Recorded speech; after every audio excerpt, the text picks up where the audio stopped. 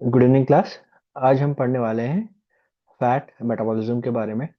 Basically आज हम देखेंगे कि बॉडी के अंदर फैट कैसे एब्जॉर्ब होते हैं, फैट कैसे ट्रांसपोर्ट हो रहे हैं और एट द एंड हम फैट से कैसे एटीपी ड्राइव करते हैं, हमें कितने एटीपी मिलते हैं। तो सबसे पहले आपको ये पता होना चाहिए कि जो भी हम डाइट से फैट लेते हैं, जो हमारा डाइटरी फैट है, ठीक है ना, आप उसको in a form of oil consume करते हैं, ठीक है ना। तो डाइटरी फैट बेसिकली क्या करता है, आपका स्टमक में ब्रेक डाउन होना शुरू होता है और आपका एक लीवर जो ऑर्गन है वो एक यहाँ पे एक जूस प्रोड्यूस करता है जिसको हम कहते हैं बाइल जूस, या फिर आप कह लीजिए बाइल सॉल्ट। तो ये क्या होता है, एक ग्रीन और येलो कलर का एक आपका सॉल्ट होता है जो कि लीवर प्रोड्यूस करेगा, ठीक है ना। लीवर क्या है, आपका एक डाइजेस्टिव ऑर्गन है। लीवर इसको प्रोड्यूस करता है और लीवर क्या करता है, इसको ट्रांसपोर्ट करता है गॉल ब्लैडर के पास, ठीक है। गॉल ब्लैडर क्या करता है, इसको स्टोर करके रखता है। तो liver produce the bile salt, store कौन करता है उसको, गॉल ब्लैडर। गॉल ब्लैडर क्या करता है, अपनी एक डक्ट, बाइल डक्ट के थ्रू क्या करता है, जब आपका स्टमक से जो भी आपने फैट कंज्यूम किया है ना, आप फैट कोई भी कंज्यूम कर सकते हैं, सैचुरेटेड अनसैचुरेटेड कोई भी फैट आप जब कंज्यूम करते हैं, स्टमक से वो क्या करता है, स्मॉल इंटेस्टाइन के लिए ट्रैवल करता है। जब वो स्मॉल इंटेस्टाइन के लिए ट्रैवल करता है तो बाइल डक्ट क्या करती है, यहाँ पे बाइल जूस रिलीज करती है। और ये जो फैट के मॉलिक्यूल्स होते हैं, फैट के जो मॉलिक्यूल्स होते हैं स्टमक में बहुत बड़े बड़े होते हैं, यू कैन सी, बहुत बड़े बड़े मॉलिक्यूल्स होते हैं फैट के। तो जैसे ही गॉल ब्लैडर क्या करता है, बाइल जूस को रिलीज करता है स्मॉल इंटेस्टाइन में, जैसे ही फैट के मॉलिक्यूल्स एंटर कर रहे होते हैं, तो वहीं पे इन फैट्स पे क्या होता है, जैसे ये एक फैट का मॉलिक्यूल है, इस पे बाइल जूस आके क्या करता है, एक्ट करता है। जब बाइल जूस फैट पे आके लगता है तो उस प्रोसेस को हम कहते हैं इमल्सिफिकेशन, इमल्सिफिकेशन ऑफ फैट, ठीक है ना। इमल्सिफिकेशन ऑफ फैट का मतलब क्या है कि बाइल जूस फैट बड़े बड़े मॉलिक्यूल्स पे आके अटैच हो जाएगा और अटैच होने के बाद उन फैट मॉलिक्यूल्स को क्या करेगा, छोटे छोटे ड्रॉपलेट्स में ब्रेक डाउन कर देगा। तो ये जो छोटे छोटे टाइनी ड्रॉपलेट्स हैं, ये बेसिकली क्या है, इनको आप कह सकते हैं टाइनी ड्रॉपलेट, या फिर आप कह सकते हैं इमल्सिफाइड ड्रॉपलेट्स, ठीक है ना। होता क्या है कि आपका जो फैट है वो कैसा होता है, हाइड्रोफोबिक होता है, वो कभी भी ब्लड के अंदर डिसॉल्व नहीं होएगा, ठीक है ना। हाइड्रोफोबिक होता है, पानी के साथ भी डिसॉल्व नहीं होता है, ब्लड में भी डिसॉल्व नहीं होता है। तो बेसिकली जब मैंने आपको लास्ट क्लास में बताया था कि फैट जब स्मॉल इंटेस्टाइन में भी एब्जॉर्ब होगा तो वो डायरेक्टली वेन में नहीं होता है, वो लिम्फेटिक वेसल में एब्जॉर्ब होता है। अब वो समझते हैं क्यों हो रहा है, क्यों हो रहा है, क्योंकि these tiny droplets are very, these are non aqueous, ये एक ऐसे इन्वायरमेंट में एब्जॉर्ब नहीं होती है जहाँ पे वाटर होता है, ठीक है ना। अभी इमल्सिफाइड जो छोटी छोटी ये ड्रॉपलेट्स हैं बच्चों, ये क्या होती हैं, ये आगे चल के क्या होता है इनके साथ, इनके साथ होता ये है कि एक एंजाइम होता है जो कि पेनक्रियास से भी रिलीज होता है। उस एंजाइम का नाम है पेनक्रियाटिक लाइपेज। पेनक्रियाटिक लाइपेज क्या करता है, ये जो छोटी छोटी ड्रॉपलेट है इसका हाइड्रोलिसिस करता है। हाइड्रोलिसिस मतलब कि भैया जो ये आपकी हाइड्रोफोबिक थी, इनको थोड़ा सा हाइड्रोजन के प्रति आकर्षण होए, इसके लिए पेनक्रियाटिक लाइपेज क्या करता है, इन छोटी छोटी ड्रॉपलेट्स को भी तोड़ देता है। तोड़ देता है कैसे, मोनोग्लिसराइड्स में, मतलब छोटे छोटे ग्लिसरॉल के मॉलिक्यूल्स में, प्लस फ्री फैटी एसिड्स में, प्लस यहाँ पे जो आपका बाइल सॉल्ट था तो वो भी। तो ये सारी चीजें अलग अलग हो जाती हैं टाइनी ड्रॉपलेट्स में भी, once pancreatic lipase acted on them. अच्छा, अब ये monoglycerides, free fatty acid plus bile salt, ये मिलके बनाते हैं स्मॉल इंटेस्टाइन में जाने से पहले एक माइसेल। क्या बनाते हैं, माइसेल। ये माइसेल बेसिकली क्या करते हैं, ये होते हैं वाटर सोल्यूबल, ठीक है ना। अब जैसे कि मैंने आपको बताया था, ये आपका एक एंट्रोसाइट है, मतलब आपका विली होता है, विली के अंदर एब्जॉर्प्शन होता है स्मॉल इंटेस्टाइन में। अगर उसका एक सेल में लेता हूं, वो होता है आपका एक एंट्रोसाइट। एंट्रोसाइट में बेसिकली क्या होता है, ये माइसेल यहाँ पे आया, माई सेल क्या करता है, माई सेल में से मोनोग्लिसराइड और फ्री फैटी एसिड तो क्या करते हैं, अंदर चले जाते हैं, और जो बाइल सॉल्ट है वो वापस चला जाता है कहाँ पे, वापस चला जाता है वो रिसाइकल होके नए फैट फैट के मॉलिक्यूल्स को स्मॉल इंटेस्टाइन में लाने के लिए। तो माई सेल में से बाइल सॉल्ट वापस चला गया, जो आपके मोनोग्लिसराइड्स हैं, फ्री फैटी एसिड्स हैं, ये सब क्या हो गए, एंट्रोसाइट्स में आ जाते हैं। और यहाँ पे क्या होता है, यहाँ पे ये जो एंट्रोसाइट्स है इसके अंदर इनकी रीपैकेजिंग होती है, मतलब जो हमने फैट के मॉलिक्यूल्स को तोड़ दिया था छोटा छोटा, जब वो स्मॉल इंटेस्टाइन में एंट्रोसाइट्स में एब्जॉर्ब होते हैं, तब यहाँ पे होता है फैट का रीइस्टरिफिकेशन। रीइस्टरिफिकेशन का मतलब ये होता है कि जो फैट के छोटे छोटे मॉलिक्यूल्स थे वो स्मॉल इंटेस्टाइन में आते हैं, एंट्रोसाइट्स में एब्जॉर्ब होते हैं, और वापस से क्या करते हैं, बड़े फैट के मॉलिक्यूल्स में कन्वर्ट होते हैं, और यहाँ पे उनका हम नाम लेते हैं क्या, काइलोमाइक्रॉन्स। काइलोमाइक्रॉन्स। अब ये काइलोमाइक्रॉन्स बेसिकली क्या करते हैं, एंट्रोसाइट से बाहर निकलते हैं, कैपिलरीज में नहीं जाएंगे, ये जाएंगे किसमें, आपके लिम्फेटिक वेसल्स में। दैट मीन सपोज कीजिए ये एक आपका एंट्रोसाइट है, यहाँ पे कैपिलरीज है, बट ये कैपिलरीज को अवॉइड करेंगे, यहाँ पे ये पकड़ते हैं किनको, लिम्फेटिक वेसल्स को। किसको पकड़ते हैं, लिम्फेटिक वेसल्स को। क्यों लिम्फेटिक वेसल्स को इसलिए पकड़ते हैं, क्योंकि कैपिलरीज के अंदर इतने बड़े बड़े काइलोमाइक्रॉन्स एब्जॉर्ब नहीं हो पाते। लिम्फेटिक वेसल्स क्या करती है, थोड़ी सी बड़ी होती हैं, ये बड़े मॉलिक्यूल्स को एकोमोडेट कर लेती हैं। लिम्फेटिक वेसल से बेसिकली क्या होता है, ये जाते हैं आपके thoracic duct. Thoracic duct basically क्या है, आपके लिम्फ नोड क्या होती है, आपकी बॉडी के अंदर लिम्फेटिक सिस्टम होता है, लिम्फेटिक सिस्टम के अंदर हर बॉडी के अंदर ग्रंथियां होती है, लिम्फ ग्रंथियां होती है जो, उनके अंदर धीरे धीरे ये क्या करते हैं, ट्रैवल करते हैं, और आपके यहाँ पे थोरैसिक के पास एक बहुत बड़ा डक्ट होता है जिसको हम कहते हैं थोरैसिक डक्ट। यहाँ पे जाके आपका एब्जॉर्ब्ड फैट क्या होता है, एब्जॉर्ब हो जाता है, पहुंच जाता है। ठीक है। अच्छा, ये थोरेसिक डक्ट में आपका काइलोमाइक्रॉन्स पहुंच जाते हैं, काइलोमाइक्रॉन्स थोरेसिक डक्ट से निकल के फिर जाते हैं आपके सब क्लेविकल वेन में। सब क्लेविकल वेन आपकी यहीं होती है। थोरेसिक डक्ट से आपका काइलोमाइक्रॉन्स क्या करते हैं, ट्रैवल करते हैं सब क्लेविकल वेन में। सब क्लेविकल वेन से आपका जो काइलोमाइक्रॉन्स है, जो कि एक फॉर्म है किसका, एब्जॉर्ब्ड फैट का, वो आगे चल के कहाँ जाती हैं, आपके सिस्टमैटिक सर्कुलेशन में। ठीक है ना, सिस्टमैटिक सर्कुलेशन में मतलब नॉर्मल आपके ब्लड सर्कुलेशन में अब फैट एब्जॉर्ब होके आ गया है। जब मैं बात करता हूँ फैट और प्रोटीन की, वो डायरेक्टली क्या करते हैं, एंट्रोसाइट से कहाँ जाते हैं, कैपिलरीज में जाते हैं, वेन्स के थ्रू जाते हैं लीवर में। बट फैट क्या होते हैं, फैट जब आपका सबसे पहले बड़े बड़े मॉलिक्यूल्स पे इमल्सिफिकेशन होता है, इमल्सिफिकेशन के बाद उसका हाइड्रोलिसिस होता है पेनक्रेटिक लाइपेज के द्वारा, फिर माई सेल में वो कन्वर्ट होके पहुंचते हैं एंट्रोसाइट्स के पास। बाइल सॉल्ट क्या करता है, उसको छोड़ के चला जाता है, और मोनोग्लिसराइड फिर फैटी एसिड्स ये क्या करते हैं, एंट्रोसाइट्स के अंदर एंटर करते हैं। वापस इसकी रीपैकेजिंग होती है जिसको हम कहते हैं रीस्टरिफिकेशन। और जब रीस्टरिफिकेशन होता है और ये वापस लिम्फेटिक वेसल्स में जब एब्जॉर्ब होते हैं, तब इनको पुकारा जाता है काइलोमाइक्रॉन्स के नाम से। काइलोमाइक्रॉन्स जो होते हैं आपके लिम्फेटिक वेसल्स के थ्रू कहाँ जाते हैं, लिम्फ नोड से आपके थोरैसिक डक्ट से वो जाते हैं सब क्लेविकल वेन, और सब क्लेविकल वेन से वो जाते हैं आपके नॉर्मल सिस्टमैटिक सर्कुलेशन में। ठीक है।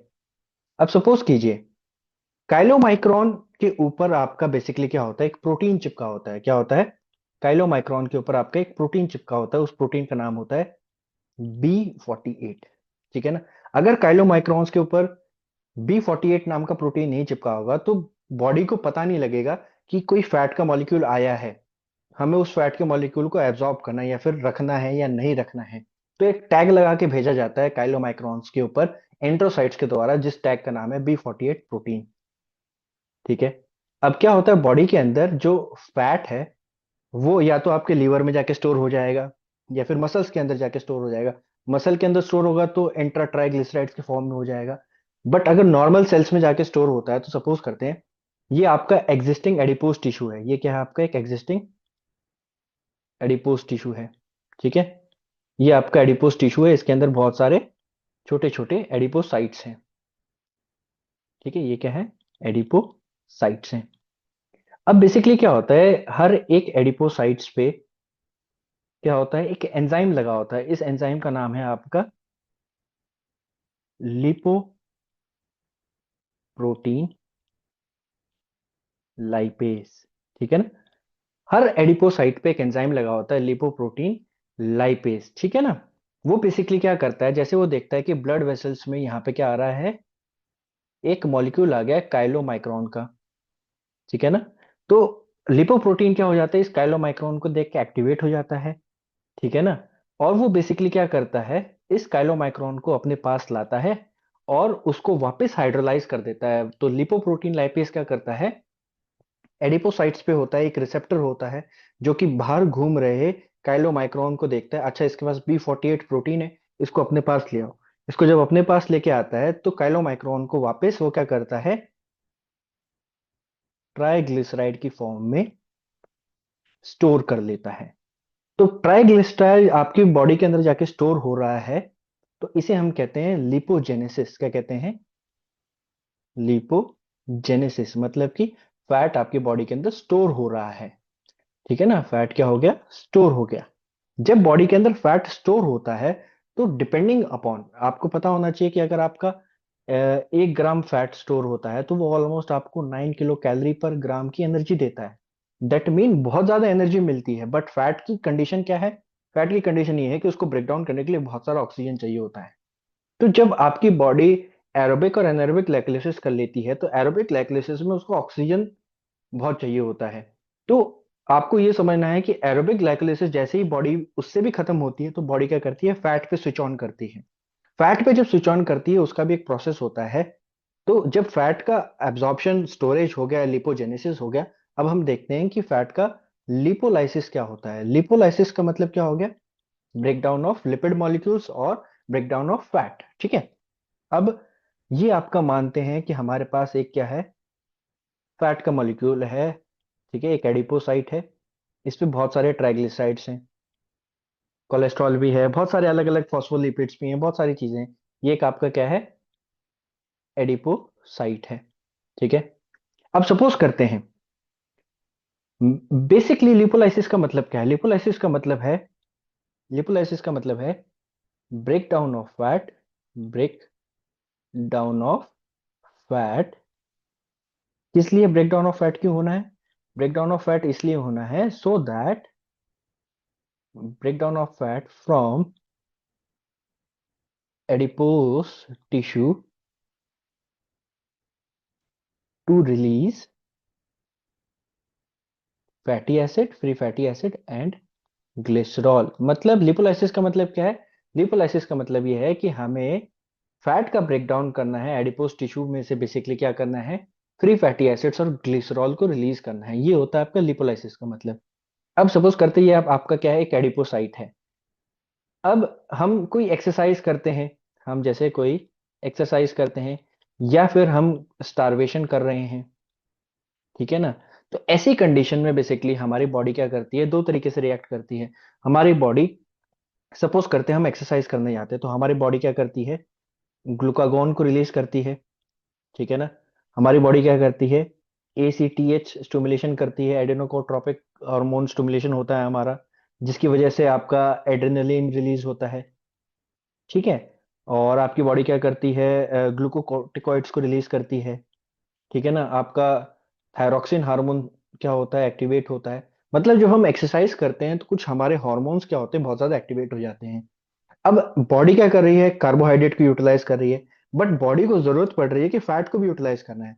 तो उस सिचुएशन में बेसिकली क्या होते हैं, एक्सरसाइज से होने वाली ये स्टिमुलेशंस जो हैं, ये क्या करते हैं, ग्लूकागोन क्या करता है, ग्लूकागोन जाता है और यहाँ पे एडिपोसाइट के पास पहुंच जाता है कि ये एक फैट स्टोर्ड एरिया है, यहां से मुझे क्या करना है, ट्राइग्लिसराइड्स को मोबिलाइज करना है। तो फैट को मोबिलाइज करने का मतलब क्या, ट्राइग्लिसराइड्स को मोबिलाइज करना है। एडिपोसाइट्स में वो स्टोर्ड है, उनको बाहर निकालना है। तो ग्लूकागोन क्या करता है, यहाँ पे आपके एडिपोसाइट्स के ऊपर, ये एक आपका बड़ा सा एक आपका सेल है, इसके बाहर ये रिसेप्टर लगा हुआ है। ठीक है? अब ये रिसेप्टर कैसा है, ये रिसेप्टर है आपका हार्मोन सेंसिटिव। हार्मोन सेंसिटिव का मतलब क्या है कि कोई हार्मोन आएगा, मतलब फैट को मोबिलाइज कराने के लिए आपका हार्मोन स्टिमुलेशन होना बहुत जरूरी है। तो हार्मोन सेंसिटिव सेंसिटिव रिसेप्टर जो होते हैं वो क्या करते हैं, वो आपके एडिपोसाइट के बाहर लगे हुए हैं। मान लेते ग्लूकागॉन आया। ग्लूकागॉन क्या करता है, ग्लूकागॉन का काम है सेल के बाहर एनर्जी ड्राइव करनी है। ठीक है ना। तो ग्लूकागॉन क्या करता है, ग्लूकागॉन आता है और इस हार्मोन रिसेप्टर पे अटैच हो जाता है।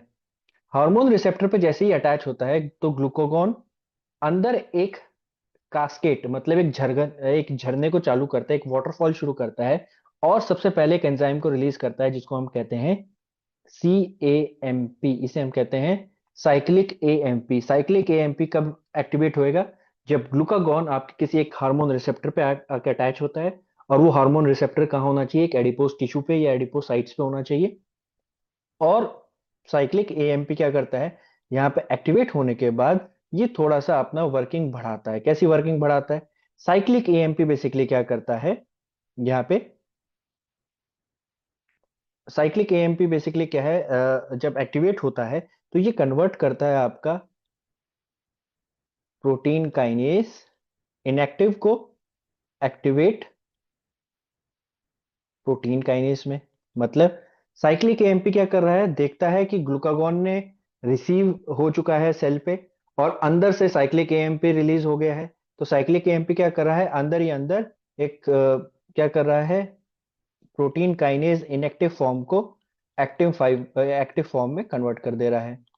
अब समझते हैं कि ये क्यों हुआ। साइक्लिक एएमपी बेसिकली क्या करता है, हार्मोन रिसेप्टर्स जैसे ही आपके घर पे कोई आता है तो आप दरवाजा खोलते हैं, तो आपसे पूछते हैं कि मम्मी ये आए हैं, इनको अंदर आने दे या नहीं आने दे। ऐसे ही ग्लूकागॉन जब किसी सेल पे जाता है तो साइक्लिक एएमपी से पहले यहाँ पे आता है एक एडिनाइड साइक्लेस। एडेनाइट साइक्लेस क्या है बेसिकली, ये रेगुलेट करता है कि अच्छा ये हार्मोन स्पेसिफिक आपका ब्रेकडाउन के लिए है या फिर एक्सरसाइज में यूज होने वाला है। तो उस हार्मोन को आइडेंटिफाई करता है और एडेनाइट साइक्लेस क्या करता है, साइक्लिक एएमपी को एक्टिवेट कर देती है। साइक्लिक एएमपी प्रोटीन काइनेज को एक्टिवेट करता है। ठीक है, अब ये प्रोटीन काइनेज बहुत इंपॉर्टेंट काम करता है।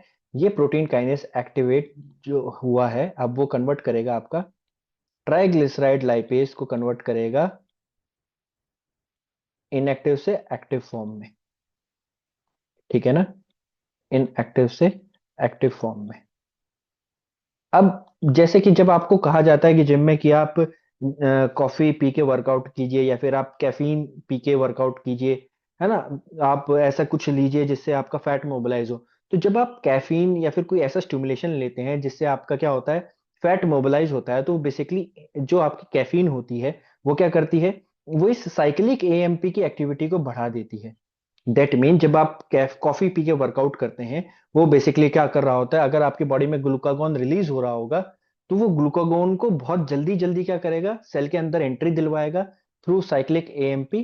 ग्लूकागॉन क्या करेगा, आपके रिसेप्टर्स पे आएगा और रिसेप्टर्स पे आने के बाद आपका ट्राइग्लिसराइड लाइपेज बहुत जल्दी एक्टिवेट हो जाएगा। और ट्राइग्लिसराइड लाइपेज क्या करेगा, यहाँ पे ट्राइग्लिसराइड को ब्रेक डाउन करेगा किसमें, थ्री फ्री फैटी एसिड के मॉलिक्यूल्स में और ग्लिसरॉल में।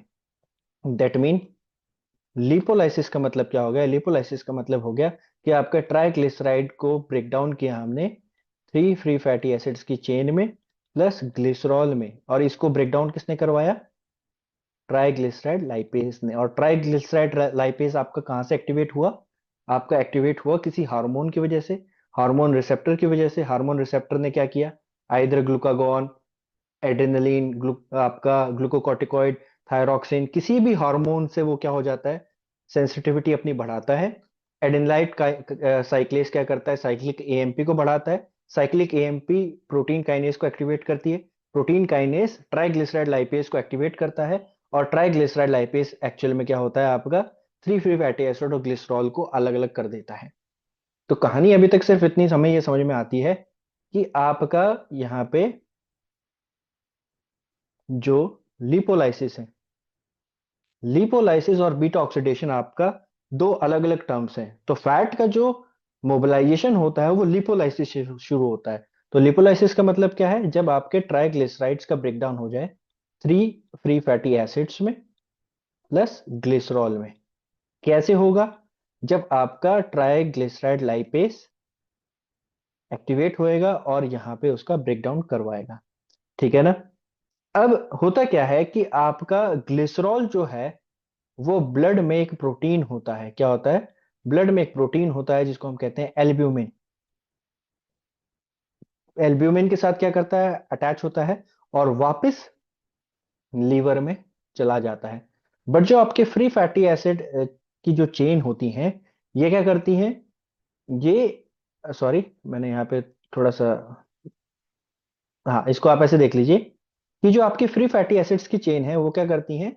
वो बॉन्ड बनाती हैं किसके साथ? वो बॉन्ड बनाती हैं आपके प्रोटीन जो कि ब्लड में प्रेजेंट है एल्ब्यूमिन के साथ। और ये जो ग्लिसरॉल है ये डायरेक्ट ट्रैवल कर जाता है लीवर में। ठीक है ना? तो फ्री फैटी एसिड्स क्या करती है? ट्रैवल करती है ब्लड में with the help of albumin which is a protein present in the blood. और जो ग्लिसरॉल है वो वापस चला जाता है कहाँ पे? लीवर में, और रिसाइकल होने लग जाता है। ठीक है। अब आगे की बात समझते हैं क्या होता है। बेसिकली जो आपका फ्री फैटी एसिड, या फिर मैं कहूं आपका एक फैटी एसिड कैसा होता है, उसको देखो। फैटी एसिड एक्चुअल में होता है आपका ऐसा। एक होता है उस पे कार्बोक्सिल ग्रुप। कार्बोक्सिल ग्रुप कैसा होता है आपका? यहाँ देखिए, C OOH, ठीक है, और एक C। ठीक है, ये हो गया आपका एक कार्बोक्सिल ग्रुप। ठीक है, मैं बात कर रहा हूं अभी फ्री फैटी एसिड्स की, जो कि एल्ब्यूमिन के साथ ट्रैवल कर रहे हैं कि जहां पे भी रिक्वायर्ड है, मतलब किसी मेरे एक मसल सेल को बहुत ज्यादा फैट की जरूरत है, तो फ्री फैटी एसिड अब क्या करेंगे? उस पर्टिकुलर मसल फाइबर के पास पहुंचेंगे। ये क्या है? ये है एक आपका कार्बोक्सिल ग्रुप। अब इस कार्बोक्सिल ग्रुप पे कितने कार्बन जुड़े हुए हैं? The number of carbon present on a particular free fatty acid will itself give it a name। मतलब कि कितने कार्बन एटम है उस पे हम कहते हैं कि उसको इस फ्री फैटी एसिड का नोमेनक्लेचर किया जाए। अगर मान लेते हैं 16 कार्बन है तो हम कहेंगे पाल्मिटिक एसिड है, 14 है तो स्टेरिक एसिड है, 22 है तो आर्कनाइड एसिड है। तो डिपेंडिंग अपॉन कितने कार्बन की वो चेन बना रहा है एक कार्बोक्सिल ग्रुप के साथ, उसे हम उतना नोमेनक्लेचर दे देते हैं उसके हिसाब से। ठीक है, तो ये कार्बोक्सिल ग्रुप हो गया। जो पहला कार्बन अटैच होता है उसे हम कहते हैं अल्फा कार्बन। जो दूसरा कार्बन होता है उसे हम कहते हैं बीटा कार्बन। और जो सबसे लास्ट वाला कार्बन होता है उसे कहते हैं ओमेगा कार्बन। ठीक है, तो कार्बोक्सिल ग्रुप में हमारे नंबर ऑफ कार्बन्स जुड़े हुए हैं बहुत सारे। नंबर ऑफ कार्बन्स में पहला जो कार्बन होता है उसे हम कहते हैं अल्फा, दूसरे वाले को कहते हैं बीटा, और सबसे लास्ट वाले को कहते हैं हम ओमेगा। तो डिपेंडिंग अपॉन कि हम फ्री फैटी एसिड को कहां से तोड़ने वाले हैं, उसी के बेसिस पे हम उसको हम कहते हैं ऑक्सीडेशन। अगर मैं अल्फा से कार्बन, मतलब कार्बोक्सिल ग्रुप को अल्फा से तोड़ रहा हूं, पहले कार्बन से तोड़ रहा हूं, तो मैं उसको कहूंगा अल्फा ऑक्सीडेशन। अगर मैं बीटा से तोड़ रहा हूं तो मैं उसको कहूंगा बीटा ऑक्सीडेशन। और मैं लास्ट वाले कार्बन एटम को तोड़ रहा हूं कार्बोक्सिल ग्रुप से, तो मैं उसे कहूंगा ओमेगा ऑक्सीडेशन। ठीक है, जनरली जब हम फिजिकल एजुकेशन को पढ़ते हैं तब हम बीटा ऑक्सीडेशन को पढ़ते हैं। मैं भी आपको बीटा ऑक्सीडेशन पढ़ाऊंगा, बट सिंपली सी थोड़ा सा मैं ये बता दूं, जो आपका अल्फा ऑक्सीडेशन होता है ये होता है आपके न्यूरॉन्स में, और ये होता है आपके ब्रेन में। और जो आपका ये ओमेगा ऑक्सीडेशन है, ये बेसिकली होता है आपका एंडोप्लाज्मिक रेटिकुलम में। ठीक है ना? बात करते हैं अब किसकी? बात करते हैं आपके बीटा ऑक्सीडेशन के बारे में। तो बीटा ऑक्सीडेशन क्या है? बीटा ऑक्सीडेशन है आपका जब आपके फ्री फैटी एसिड कहाँ, स्केलेटल मसल्स, हार्ट की मसल्स, यहां पे जाके क्या करें? एनर्जी प्रोवाइड करें। तो डिपेंडिंग अपॉन कि आपका कौन सा कार्बन ब्रेकडाउन हो रहा है, उस पे हम ऑक्सीडेशन के लेवल से डिसाइड करते हैं। ठीक है, अच्छा, देखते हैं। तो बीटा ऑक्सीडेशन कैसा कैसा होता है आपका, ये देखिए। बीटा ऑक्सीडेशन होता है आपका 3 तरीके का। एक होता है आपका इवन चेन। इवन चेन का मतलब क्या है? 4 6 8 12, जब आपके फ्री फैटी एसिड में इवन चेन्स होंगी तो उसे हम कहेंगे even chain fatty acid oxidation. अगर ऑड है तो हम उसको कहेंगे odd chain fatty acid oxidation. और अगर आपका तीसरे टाइप का बीटा ऑक्सीडेशन होता है आपका ट्रेक्सोमल ऑक्सीडेशन। ठीक है, अभी मैं आपको फिजिकल एजुकेशन से रिलेटिंग इतने फैक्ट बताऊंगा ना कि आपको लगेगा कि सर ये बहुत इंपॉर्टेंट था पढ़ना। ठीक है ना। अब सपोज करते हैं ये एक ब्लड वेसल है, यहाँ पे एल्ब्यूमिन है, एल्ब्यूमिन के साथ फ्री फैटी एसिड क्या कर रहे हैं, ट्रेवल कर रहे हैं। ठीक है, ये एक सेल है, ये क्या है, एक सेल है जो कि एक टारगेट सेल है, मुझे यहाँ पे फैट को पहुंचाना है, यहाँ पे बहुत ज्यादा एनर्जी की जरूरत है। ठीक है ना। तो फ्री फैटी एसिड बेसिकली क्या होता है, ये आपका फ्री फैटी एसिड होता है थोड़ा सा नेगेटिव चार्ज का। ठीक है ना। तो सपोज करते हैं ये एक नेगेटिव चार्ज का फ्री फैटी एसिड क्या करता है, सेल की आउटर मेम्ब्रेन के पास पहुंच गया। जब ये सेल की आउटर मेम्ब्रेन के पास पहुंचता है तो अल्टीमेटली इसका नेगेटिव चार्ज क्या करता है, यहाँ पे एक एक यहाँ पे होता है आपका रिसेप्टर, या फिर मान लेते हैं यहाँ पे है एक आपका फ्री फैटी एसिड को ट्रांसपोर्ट करने वाला ट्रांसपोर्टर। उस ट्रांसपोर्टर का नाम है आपका फ्री FTAP16। ये बेसिकली क्या है, ये फ्री फैटी एसिड्स को जिसके ऊपर नेगेटिव चार्ज है उसको ट्रांसफर कर देगा साइटोप्लाज्म में। मतलब किसी भी टारगेट सेल के अंदर क्या होता है, FATP16 ट्रांसपोर्टर क्या करता है, फ्री फैटी एसिड को सेल के अंदर भेज देता है। जब वो सेल के अंदर भेजता है होता क्या है, ये देखिए, जब ये सेल के अंदर आता है तो free fatty acid directly mitochondria में नहीं जाते हैं। सपोज करता है ये आपका क्या है, साइटोप्लाज्म है, साइटोप्लाज्म में आपका फ्री फैटी एसिड आ गए। अभी फ्री फैटी एसिड बेसिकली क्या है, एक इनएक्टिवेटेड फॉर्म में है। ठीक है ना, साइटोप्लाज्म में ये कैसे हैं, एक इनएक्टिव फॉर्म में आए हुए हैं। जब ये एक इनएक्टिव फॉर्म में आए हुए हैं तो अल्टीमेटली इसको एक्टिवेट करना होगा। एक्टिवेट कैसे होएगा, मैं बताता हूं अभी।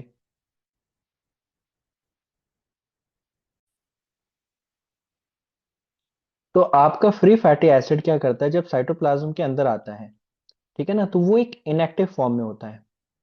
तो फ्री फैटी एसिड को साइटोप्लाज्म के अंदर सबसे पहले एक्टिवेट करने के लिए क्या होता है, यहाँ पे एक एटीपी रिक्वायर्ड होता है। क्या होता है, एक एटीपी रिक्वायर्ड होता है। ठीक है ना। एक एटीपी की मदद से क्या होता है, फ्री फैटी एसिड को कन्वर्ट किया जाता है आपका एसाइल को ए, एसिटाइल को ए नहीं, एसाइल को ए। ठीक है ना। अब मान लो आपका फ्री फैटी एसिड, ये मान लेते हैं कि यहाँ पे था C16। C16 का मतलब है कि आपका यहाँ पे पाल्मिटिक एसिड था। अगर पाल्मिटिक एसिड था तो फ्री फैटी एसिड, यहाँ पे एग्जांपल लेते हैं हम, पाल्मिटिक एसिड, पाल्मिटिक एसिड था तो एसाइल को ए नहीं भूलेंगे हम, इसको इसको बोलेंगे हम पाल्मिटाइल को ए। ठीक है ना। अभी समझाने के लिए मैंने कहा एसाइल कोए में कन्वर्ट होता है, आप बुक्स में भी पढ़ेंगे तो एसाइल कोए होता है बेसिकली। अगर आपके free fatty acid stearic acid है तो इसे हम कहेंगे स्ट्राइल कोए, कोई लिनोइक एसिड है तो उसे हम कहेंगे लिनोइक कोए। तो एक एटीपी की मदद से बेसिकली हम क्या करते हैं, फ्री फैटी एसिड को एक्टिवेट करते हैं। और इस पूरे प्रोसेस में आपको यहाँ ये याद रखना है कि एक एटीपी कन्वर्ट होता है यहाँ पे AMP, दैट मीन दो फॉस्फेट के मॉलिक्यूल अलग आ जाते हैं। ठीक है ना, एडेनोसाइन मोनोफॉस्फेट बनता है। और प्लस यहाँ पे एक कोएंजाइम ए भी जरूरत होती है। तो कोएंजाइम ए क्या करता है, यहाँ पे एक्टिवेट करता है फ्री फैटी एसिड को in the form of acyl CoA. Depending upon the number of carbon atom present हम इसको कहेंगे पर्टिकुलर नॉमेनक्लेचर में पाल्मिटाइल कोए। ठीक है ना। अभी पाल्मिटाइल कोए है, साइटोप्लाज्म में तो आ गया। ठीक है ना। अभी ये देखिए, ये तो फॉस्फेट के मॉलिक्यूल अलग हुए हैं, ये बेसिकली क्या करते हैं, इसकी स्पीड डिसाइड करते हैं कि फ्री फैटी एसिड किस डायरेक्शन में जाएगा, किधर जाएगा। ठीक है ना। अच्छा, अब ये देखो, यहाँ पे माइटोकॉन्ड्रिया है। ठीक है। अब एसाइल कोए बेसिकली क्या करेगा, माइटोकॉन्ड्रिया के अंदर डायरेक्टली एंटर नहीं कर सकता। ठीक है ना। तो एसाइल कोए साइटोप्लाज्म में रहेगा, बट उसको माइटोकॉन्ड्रिया में एंट्री करने के लिए भी एक प्रोसेस से जाना पड़ेगा। देखो, ये माइटोकॉन्ड्रिया की है आउटर मेम्ब्रेन, ठीक है। ये माइटोकॉन्ड्रिया की इनर मेम्ब्रेन, यहां माइटोकॉन्ड्रिया की क्रेब्स साइकिल चल रही है। हाल फिलहाल के लिए इसको ऐसे समझ लो, ये है आपकी आउटर मेम्ब्रेन, ये है इनर मेम्ब्रेन माइटोकॉन्ड्रिया की, ठीक है। ये बाहर आ गया है हमारे पास एसाइल को ए, ठीक है ना। एसाइल को ए डायरेक्टली माइटोकॉन्ड्रिया के अंदर नहीं जाएगा। माइटोकॉन्ड्रिया में एंट्री के लिए बेसिकली यहां पे यूज किया जाता है कार्निटाइन शटल। लोग कहते हैं ना कि आप कार्निटाइन पी के वर्कआउट कीजिए, जो कार्निटाइन पी के वर्कआउट करना होता है वो ऐसे होता है। एसाइल को ए बेसिकली क्या करता है, यहां पे आता है और अपने कोएंजाइम ए को छोड़ देता है, और उसको अंदर मिलती है यहाँ पे एक कार्निटाइन शटल, ठीक है ना। तो एसाइल कोए मेम्ब्रेन आउटर मेम्ब्रेन पाया, कोएंजाइम ए को छोड़ दिया और यहाँ पे उसने कार्निटाइन को जोड़ लिया और बन गया एसाइल कार्निटाइन, ठीक है। एसाइल कार्निटाइन क्या करता है, ट्रेवल करता है from outer membrane to inner membrane, और यहाँ पे एसाइल को एक एसाइल कार्निटाइन क्या करता है, कार्निटाइन को वापस अंदर छोड़ देता है और एक कोएंजाइम ए अंदर से लेता है और वापस बन जाता है यहाँ पे एसाइल को ए। तो कार्निटाइन का मेजर काम क्या होता है, कार्निटाइन का काम होता है to act as an shuttle between the outer membrane and the inner membrane, so that free fatty acid molecule जो कि एसाइल कोए की फॉर्म में आया था वापस एसाइल कोए की फॉर्म में इनर माइटोकॉन्ड्रिया के अंदर पहुंच जाए, ठीक है ना। तो लोग कहते हैं ना कार्निटाइन पी के वर्कआउट कीजिए, तो कार्निटाइन पी के वर्कआउट करने का मतलब ये होता है कि जो आपका लिक्विड कार्निटाइन होता है वो फैट ऑक्सीडेशन को, या फिर आप कह सकते हैं बीटा ऑक्सीडेशन के प्रोसेस को फास्ट करता है। अभी तक बीटा ऑक्सीडेशन हमारा हुआ नहीं है, अभी सिर्फ साइटोप्लाज्म में आया है, सेल सेल के अंदर फैटी एसिड, फिर वो माइटोकॉन्ड्रिया के अंदर आया, वो माइटोकॉन्ड्रिया के अंदर भी नहीं जा सकता, क्योंकि यहाँ पे ये एसाइल कोए क्या है, लॉन्ग चेन फैटी एसिड है। क्रैब साइकिल में एंट्री के लिए यहाँ पे उसको बनना पड़ेगा एसिटाइल को ए, मतलब दो कार्बन प्लस कोएंजाइम ए, तभी उसको एंट्री मिलेगी एसिटाइल के फॉर्म में। बट यहाँ पे वो किस फॉर्म में है, एसाइल के फॉर्म में है। अभी एसाइल से भी एसिटाइल कैसे बनेगा, तो यहाँ पे हमें समझना है आपका बीटा ऑक्सीडेशन इन डेप्थ, ठीक है। आप सपोज करते हैं, हम्म, ये है आपका ऑक्सीजन, ये है आपका कार्बन, ये है आपका एस सी ओ ए, और ये है आपका आर। एस सी ओ ए का मतलब क्या है, ये है आपका असाइल ग्रुप, और ये है आर मतलब आपका चेन।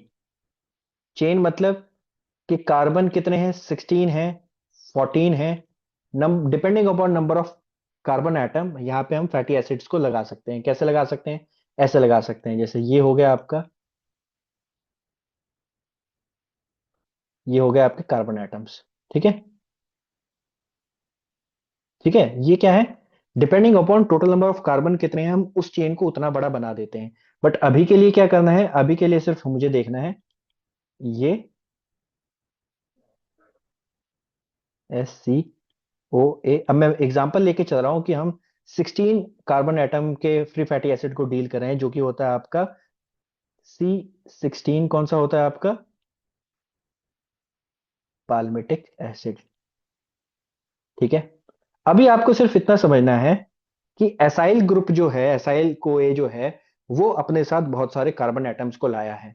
और वो कैसे कार्बन एटम्स है आपका, beta oxidation even fatty acids, ठीक है ना। अभी मैं आपको ऑड फैटी एसिड्स का भी बताऊंगा, और प्रेक्सोमल ऑक्सीडेशन के बारे में भी बता दूंगा। तो अभी आपको सिर्फ इतना समझना है कि ये एसाइल कोए क्या करता है, अपने साथ बहुत सारे कार्बन एटम्स की चेन को लेके आता है, depending upon the number of carbon atom हम उसको उतना ही बोलते हैं, ठीक है। अब बीटा ऑक्सीडेशन के अंदर बेसिकली ये क्या हुआ, माइटोकॉन्ड्रिया के अंदर ये एंजाइम आ गया है आपका, फ्री फैटी एसिड आ गया, सॉरी, ठीक है। अब बीटा ऑक्सीडेशन के अंदर यहाँ पे एक प्रोसेस होता है, 4 स्टेप का प्रोसेस होता है। कितने स्टेप होंगे, 4 स्टेप होंगे। अब वो 4 स्टेप आपके एग्जाम में पूछे जाते हैं। 4 स्टेप का नाम क्या है? पहला है आपका, हम्म, पहला प्रोसेस होता है आपका आई गेस डिहाइड्रोजनेशन। डिहाइड्रोजनेशन। दूसरा स्टेप होता है आपका हाइड्रेशन। ये आपको डायरेक्ट याद करने हैं, ठीक है ना? अगर आप कहेंगे मैं समझा भी सकता हूँ। ऑक्सीडेशन। और चौथा स्टेप होता है आपका थियोलाइसिस। ठीक है। इन 4 स्टेप के अंदर बेसिकली क्या होता है, आपका टोटल बीटा ऑक्सीडेशन होता है। टोटल बीटा ऑक्सीडेशन का मतलब क्या होता है कि ये जो आपके 16 कार्बन थे, ये क्या करते हैं in group of two. In group of two का मतलब क्या है कि आपका ये जो चेन बनी हुई थी, ठीक है ना, मैंने क्या बताया था, क्रैब साइकिल के अंदर 2 कार्बन एटम्स एंटर करेंगे। तो क्या करते हैं यहाँ पे 2 कार्बन्स को तोड़ा जाता है और बाकी चेन अलग हो जाती है, तो दो दो करके आपके क्रैब साइकिल में जाते हैं। इन 4 स्टेप्स के बदौलत ये जो C16 मॉलिक्यूल था अब C14 में कन्वर्ट हो जाएगा। कैसे कन्वर्ट हो जाएगा? जब ये 4 स्टेप हो जाएंगे तो ये मॉलिक्यूल आपका बन जाएगा, ये फैटी एसिड आपका कुछ इस तरीके से दिखेगा।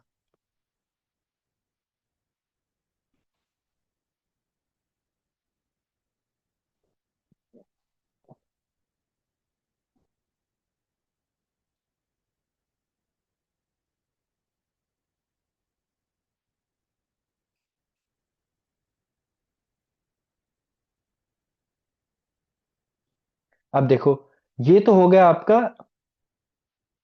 असाइल ग्रुप, और ये हो गया आपका एसिटाइल ग्रुप। ठीक है। ये एसिटाइल ग्रुप क्या करता है, ये एसिटाइल ग्रुप जो एग्जिस्टिंग माइटोकॉन्ड्रिया में क्रेब साइकिल चल रही होती है उसमें एंट्री कर लेता है। तो एसाइल ग्रुप को एसिटाइल ग्रुप में कन्वर्ट करने के लिए आपका बीटा ऑक्सीडेशन होता है। उसके अंदर आपके 4 स्टेप होते हैं, डिहाइड्रोजनेशन, हाइड्रेशन, सेकेंड ऑक्सीडेशन और थियोलाइसिस। इस 4 स्टेप के अंदर बेसिकली आपका एक NADH और एक FADH रिलीज होता है। दैट मीन जब आपका बीटा ऑक्सीडेशन होता है, दैट मीन जब आपके 16 कार्बन एटम दो अलग और 14 यूनिट अलग, इसको कहते हैं बीटा ऑक्सीडेशन। तब ये होगा, तब क्या होगा आपका 4 स्टेप में एक NADH और एक FADH प्रोड्यूस होगा। ठीक है ना? अब इसको आप ऐसे भी समझ सकते हैं कि अगर मान लेते हैं ये एसिटाइल ग्रुप क्या करता है, ये वापस चला जाता है क्रैब साइकिल में। वापस ये 4 स्टेप होते हैं और अगली जो चेन बनती है वो बनती है आपकी कितने की? अब यहां पे हो जाएंगे आपके 12 कार्बन, और जो छूट के जाएगा वो हो जाएगा आपका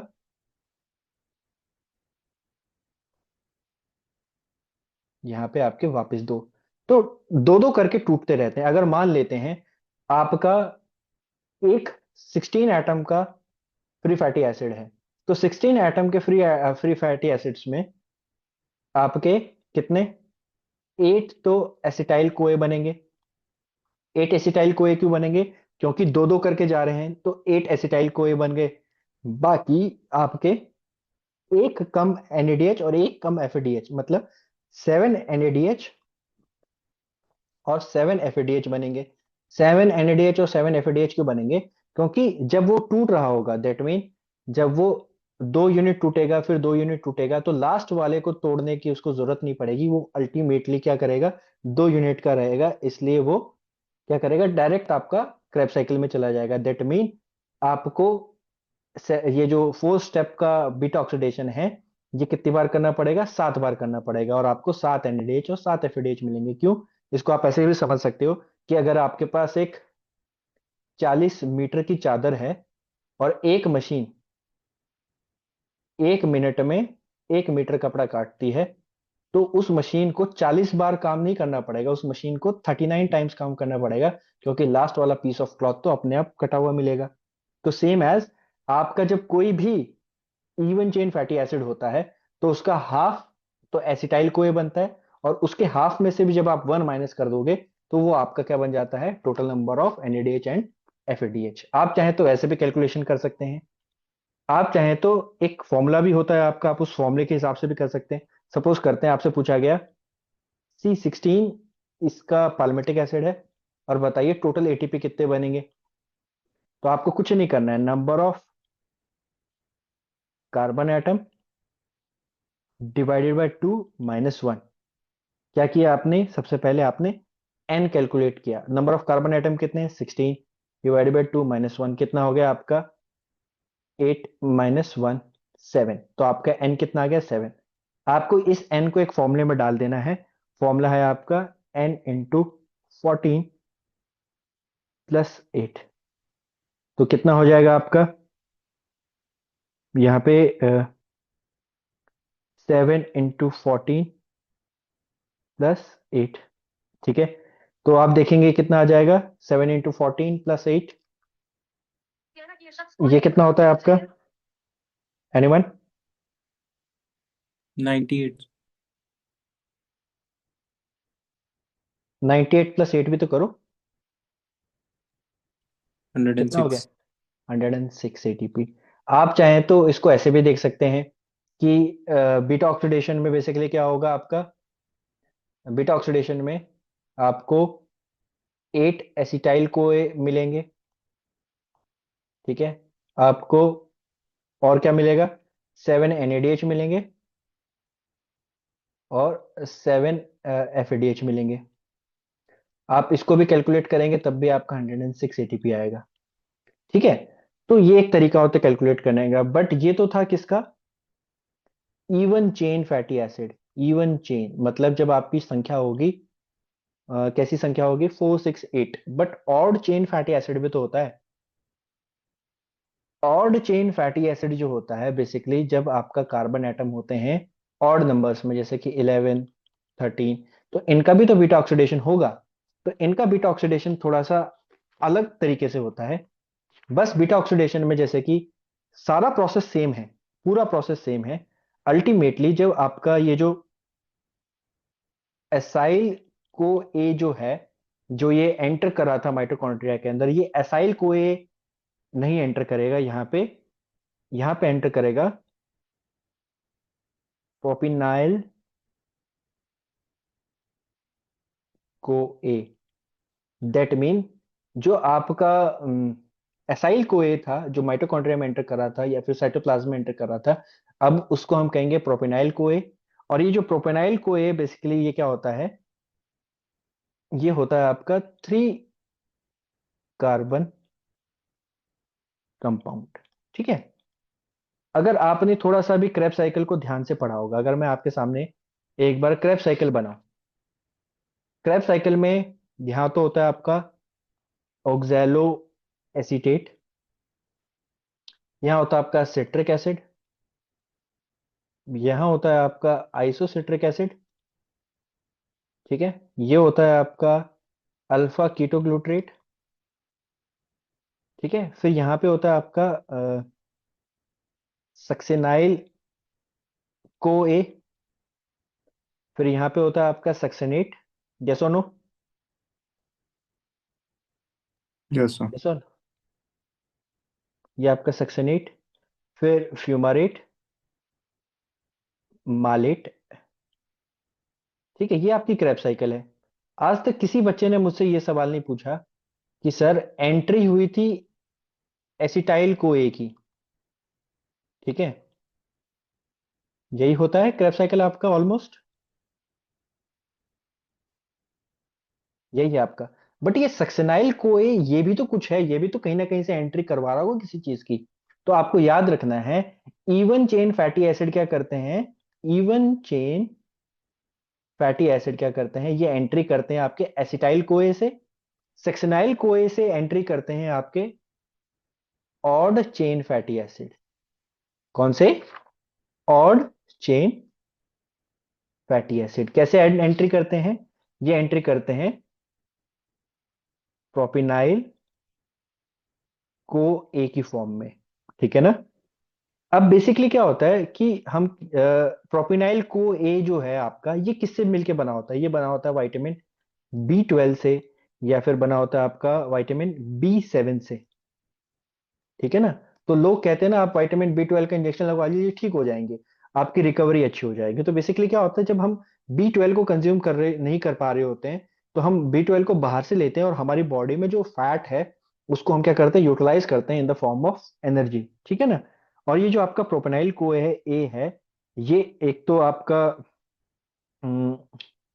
विटामिन B12 और B7 से काम करता है। अच्छा, हम कहते हैं ना कि छोटे बच्चों को हमें गाय का दूध पिलाना चाहिए। गाय का दूध इसलिए पिलाना चाहिए क्योंकि गाय के दूध में होता है B12 और B7। तो एज एन, जब बच्चा एनर्जी नहीं बना सकता, ग्लूकोज नहीं ले सकता छोटा बच्चा, तो उसको हम गाय का दूध क्यों पिलाते हैं? क्योंकि प्रोपेनाइल को ए एक फॉर्म है जो कि आपको एटीपी प्रोड्यूस करके देगी। ठीक है ना, इसलिए भैंस का दूध नहीं, गाय का दूध पिलाया जाता है बच्चों को। अच्छा, और भी क्या चीजें हैं? जो आपका प्रोपेनाइल को ये है, ये डिपेंड करता है आपके बॉडी के अंदर एसेंशियल अमीनो एसिड्स पे। आपके कितने अच्छे अमीनो एसिड्स है, कितना अच्छा आपके बॉडी के अंदर प्रोटीन है। जितना अच्छा बॉडी के अंदर प्रोटीन होगा, उतना ज्यादा आप फैट को मेटाबोलाइज कर पाएंगे। ठीक है ना, ये तो था आपका ऑड चेन फैटी एसिड। अब मैंने आपको एक और बताया था, peroxisomal fatty beta oxidation, peroxisomes peroxisome oxidation. Basically आपके सेल के अंदर एक एरिया होता है जिसको हम कहते हैं प्रेक्सोसोम्स। प्रेक्सोसोम्स बेसिकली क्या करते हैं? ये long chain fatty acid, suppose करते हैं C16, C20, C22, इतने कार्बन एटम तो आ गए। बट मान लीजिए कार्बन एटम तो बहुत बड़े बड़े होते हैं, मान लेते हैं C50, बहुत बड़ा कार्बन फ्री फैटी एसिड आ गया। तो इसको डायरेक्टली माइटोकॉन्ड्रिया में नहीं भेज सकते।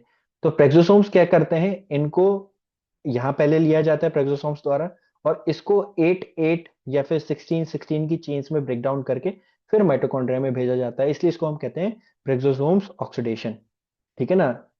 अच्छा, अब लेते हैं आपके डाउट्स को।